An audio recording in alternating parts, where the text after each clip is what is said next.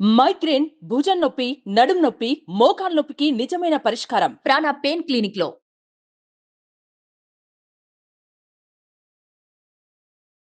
నమస్కారం, welcome to Suman TV. నేను మీ రమ్య. ఈరోజు మనతో పాటు ఉన్నారు జ్యోతిష పండితులు, అలాగే లలిత ఉపాసకులు బ్రహ్మశ్రీ నానాజీ పట్నాయక్ గారు. గురుగారిని అడిగి మనకున్న సందేహాలన్నీ నివృత్తి చేసుకుందాం. గురుగారు నమస్కారం. గురుగారు, కార్తీక మాసంలో ముఖ్యంగా ఏకాదశి అనేది చాలా ప్రత్యేకమైన రోజు. చాలా మంది ఫాస్టింగ్ కూడా ఉంటూ ఉంటారు. మరి ఆ రోజు చేయాల్సిన పూజలు ఏంటి, నియమాలు ఎలా పాటించాలి? తప్పకుండా అమ్మ. ఏకాదశి అనేటువంటిది కార్తీక మాసానికనే కాదు, ఇప్పుడు ఏకాదశి వచ్చినా మంచిదే, అందులో ఎటువంటి సందేహం లేదు. ఏకాదశికి ఉన్నటువంటి ప్రధాన నియమం ఏమిటి అంటే ఉపవాసమే. మీరు ఏ మాసంలో వచ్చినా ఉపవాసం ఇస్ కంపల్సరీ. ఉపవాసంలో మనకి రెండు రకాల అర్థాలు చెప్తూ ఉంటారు. ఉపవాసము అంటే భగవంతుడికి దగ్గరగా ఉండడం, లేదా 8 యామములు. ఒక యామం 3 గంటలు, 8 3 24, 8 3 24 కదా, 24 గంటల సేపు వీళ్ళు మీకు శక్తి ఉన్నట్లయితే, అంటే ఆహారం ఏది తీసుకోకుండా ఉండగలగాలి. లేదా శక్తి లేదు, షుగరు బీపీలు ఉన్నాయి, తినకుండా ఉండలేరు, కొంతమందికి వీక్నెస్ ఉంటుంది, అలాంటి వాళ్ళు ఏదైనా ఫలం లాంటివి తీసుకోవచ్చు, పాలో ఫలమో లాంటివి తీసుకోవచ్చు. రైట్. ఎందుకు ఉండాలి అంటే మనకి విష్ణుమూర్తి మన ఏకాదశి ద్వారా మనం ఉన్నటువంటి ఉపవాస ఫలాన్ని ఆయన తీసుకొని మనకి ఫలితాన్ని ఇస్తాడన్నమాట. ఉపవాసం మన దగ్గర తీసుకుని ఫలితం ఇస్తాడు. అదే కాకుండా మనకి దీని మీద సైంటిస్టులు మన జపాన్లోని అక్కడది దీని మీద రీసెర్చ్ చేసినటువంటి వారు అనేకమైనటువంటి జబ్బుల నుంచి బయటపడతాడు, ఇమ్యూనిటీ పెరుగుతుందని చెప్పి రీసెర్చ్లో తెలియదు. మన మహర్షులు ఎప్పుడో చెప్పారు. అయితే ఎందుకు బయటపడతారు అంటే, రవి నుంచి చంద్రుడు 3 or 5 యాక్సెప్ట్స్లో ఉంటారు, అంటే ఆస్పెక్ట్స్లో ఉంటారు. అంటే రవి ఉన్న స్థానం నుంచి చంద్రుడు 5వ స్థానంలో ఉండడం కానీ, లేకపోతే 11వ స్థానంలో కానీ ఉంటారు. ఇప్పుడు రవి తులారాశిలో ఉన్నాడు కదా, కుంభంలో ఉన్నాడు శని. అయితే ఈ ఏకాదశి చేసే ఫలితం ఏమిటి అంటే, ఇక్కడ మోసాల నుంచి బయటపడడం. అంటే ఏదైనా మోసం జరగబోతుంది వాళ్ళకి లైఫ్లో, ఒక దొంగతనమే కావచ్చు, ఇవాళ రేపు నెట్ బ్యాంకింగ్, నెట్ పరంగా ధనం దోచేసుకుని ఉంటారు, రకరకాల ఆన్లైన్ ఇవి ఉన్నాయి. అటువంటి వాటి నుంచి ఫస్ట్ ఒక అలర్ట్నెస్ అనేటువంటిది వచ్చి బయటపడడం జరుగుతుంటుంది. ఒకటి. రెండవది, హెల్త్ పరంగా మనకు వచ్చేటువంటి ఇష్యూస్ అన్నీ కూడా ఏకాదశి చేయడం ద్వారా తగ్గుతుంది. ఎందుకంటే మనం చూడండి, సింపుల్ ఎగ్జాంపుల్, ఇప్పుడు మనం ఈ స్టూడియోనే ఉంది, రోజు 24 గంటలు వర్క్ నడుస్తుంది అనుకోండి, క్లీన్ చేస్తే మొత్తం చెత్తా చెదరం అయిపోతుంది. అలా కాకుండా ఒక రోజు కొన్ని గంటలో దాన్ని క్లీనింగ్ ప్రాసెస్ పెట్టుకొని క్లీన్ చేస్తే నీట్గా ఉంటుంది. అలాగే మన బాడీ కూడా ఏంటంటే, మనం ఎప్పుడు తినడమే, ఖాళీ ఇవ్వట్లేదు అనుకోండి, ఇమ్యూనిటీకి టైం సరిపోదు క్లీన్ చేసుకోవడానికి, క్లియర్ చేసుకోవడానికి, టాక్సిన్స్ని బయటికి పంపించుకోవడానికి, డెడ్ సెల్స్ని బయటికి పంపించడానికి టైం సరిపోదు అనమాట. ఎప్పుడు ఇదేనా అని. అందుకే మన శాస్త్రంలో సూర్యాస్తమం తర్వాత ఏమి తినకూడదని చెప్తూ ఉంటారు. తినరు యాక్చువల్గా, శాస్త్రం తెలిసినటువంటి లేదు, కొంత ఉండలేకపోతున్నాం అన్నప్పుడు కొద్దిగా తీసుకోండి అంటూ ఉంటారు సూర్యాస్తమం తర్వాత. సో సూర్యాస్తమం తర్వాత అందుకే ఏది తినకూడదు. మనం నిద్రపోయే సమయం కల్లా మొత్తం అరిగిపోవాలి. అరిగిపోయి మనం పడుకునేటప్పుడు ఏమవుతుందంటే, నిద్రపోయే సమయంలో బాడీ రిపేర్ చేసుకుంటుంది. అందులో పర్టికులర్గా ఏకాదశి నాడు అది రిపేర్ చేసుకోవడానికి ఇంకా దానికి మంచి టైం దొరికి సెట్ చేసుకుంటూ ఉంటుంది బాడీని. ఎంత సెట్ చేసుకుంటూ ఉంటే బాడీని మనిషి ఆయుష్ అంత పెరుగుతూ ఉంటుంది అనమాట. అయితే ఏకాదశి నాడు ఎప్పుడైనా సరే ఒకటే గుర్తుపెట్టుకోండి, విష్ణు ఆరాధన. ఇది కార్తీక మాసంలో వచ్చింది కాబట్టి శివకేశవులు ఇద్దరిని కూడా ఆరాధించడము. అంటే శివునికి అభిషేకం చేసుకోవడం, అదే శివాలయంలో కూర్చొని విష్ణు సహస్రనామాలు చేసుకోవడం. అదే రోజు గోపూజ కూడా చేస్తారు. గోపూజ చేయడం అంటే గోవు దగ్గరికి వెళ్ళి చక్కగా 4 పాదాలకి పసుపది రాసి చక్కగా దాని చుట్టూ ప్రదక్షిణం చేసుకొని దానికి ఏదైనా చక్కగా బెల్లము తినిపిస్తారు. అలా చేయడము. మరియు ఉదయం పూజ ఉంటుంది, సాయంత్రం సమయంలో కూడా పూజ చేస్తారు.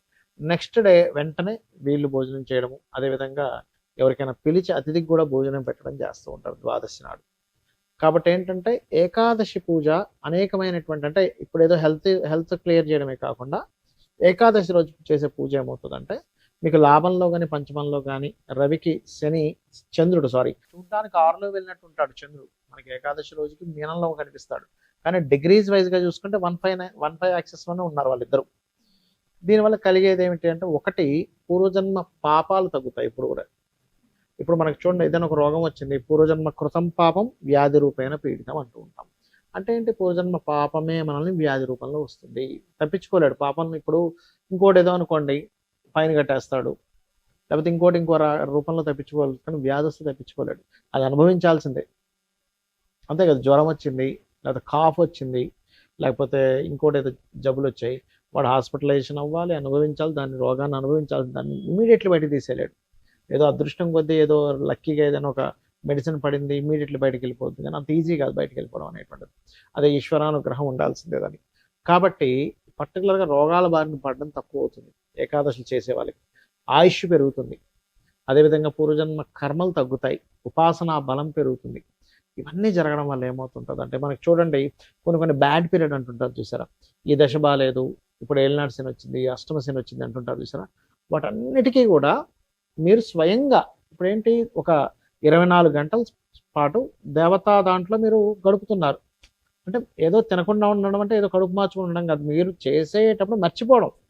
ఇప్పుడు చూడండి, మనం ఒక్కోసారి ఒక ఆనందం వేసింది తినడం మర్చిపోతాం, దుఃఖం వచ్చింది తినడం మర్చిపోతాం. ఎందుకు? ఆ మైండ్ సెట్లో ఉన్నాం. అలా ఆ మైండ్ సెట్లో కంప్లీట్గా ఉండి అసలు నాకు ఇవేమీ తెలియదు, నేను అమ్మవారి ఆరాధనలో ఉన్నా, లేదా విష్ణు ఆరాధనలో ఉన్నా, శివారాధనలో ఉన్నా, నా మైండ్ సెట్ అంతా అక్కడే ఉంది అనేటువంటి భావంతో ఇది మర్చిపోవడం అనమాట చెప్పాలంటే. ఫుల్గా తిన్నాం అనుకోండి, నిద్ర వస్తూ ఉంటుంది, ఇంకెక్కడ మనం చేస్తాం కదా. కాబట్టి ఏకాదశికి ఇది పాటించాలి. ఇది కనుక చేసినట్లయితే 100% వాళ్ళ లైఫ్ టర్న్ అవ్వడం జరుగుతుంది. నేను ఎక్కువ ఏకాదశులు చేసిన వాళ్ళ లైఫ్ స్టైల్ చూస్తే వాళ్ళకి బ్యాడ్ పీరియడ్ నడిచే టైంలో పెద్దగా వాళ్ళకి బ్యాడ్ జరగలేదు, కొంచెం పెద్ద యాక్సిడెంట్ జరగాలి, ఏదో చిన్న కార్ ఏదో బుక్కన ఏదో తగులుతుంది, ఏదో గీటు పడుతుంది, చిన్న బ్యాడ్ డెంట్ వస్తుంది, అంతే, అంతకుమించి ఉండదు. అట్లాగే చిన్నవే కానీ పెద్దగా ఇబ్బంది ఏమీ ఉండదు వాళ్ళకి. గురుగారు, మరి కొంతమంది తెలిసి తెలియక ఏకాదశి రోజు చిన్న తప్పులు చేస్తూ ఉంటారు. అసలు ఏం చేయాలి, ఏం చేయకూడదు? ఒకటేనమ్మా, తెలియక చేశారు అంటే తప్పులేదు. దేవుడు చూస్తుంటాడు మీరు చేసే ప్రతి చర్య కూడా. మనం అనుకుంటాం ఎవరు చూడట్లేదు కదా అని అనుకుంటాం, కానీ మీరు చేసే ఎవ్రీథింగ్, మీరు అడుగు తీసి అడుగు వేసేది, మీరు తింటుంది, తాగుతుంది, మాట్లాడుతుంది, ఎవ్రీథింగ్ ఈజ్ రికార్డెడ్. 5 రికార్డ్ చేస్తుంటారు. నేత్రాలు, చెవుల దగ్గర ఉండే దేవతలు, సూర్యచంద్రులు, ఇట్లా ఉంటారన్నమాట 5. ఆ 5 రికార్డ్స్ ఒకటే అవ్వాలి.